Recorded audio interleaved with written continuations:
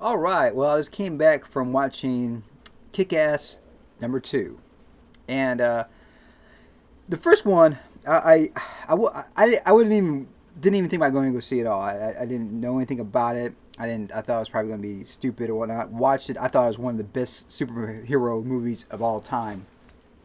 There's another cute little one. It was an independent film called Super, which it's definitely an independent film, but it has a really good spirit to it.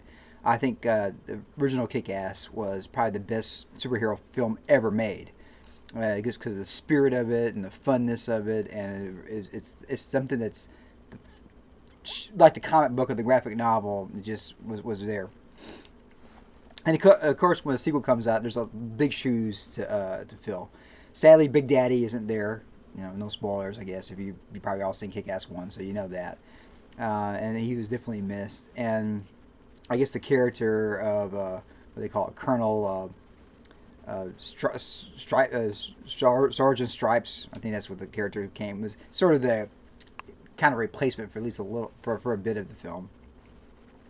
The basic plot of the film is, kind of picks up a little bit after those events happen from the last film, and basically there's a quandary with does Hit Girl remain a superhero or does she just become a regular high school kid? And same thing with him, does he become a superhero or does he just remain a regular high school kid? So there's a dilemma that goes on in there.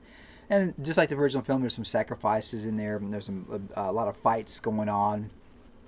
A lot of action. It's a good film. It's there's a couple of things that are a little bit more extreme than the first film were, and they took some chances on some stuff. I kind of like that a little bit.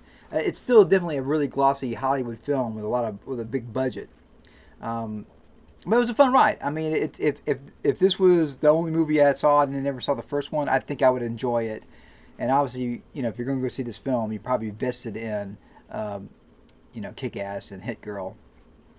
So I give it a thumbs up. I say if you like the first one, go check it out. I don't think it's as and how could it? It's kind of like the Matrix. The Matrix was so good you couldn't top it, and sadly those films flopped horribly in my opinion. But this film doesn't flop. It's a fun film. It's a fun ride. I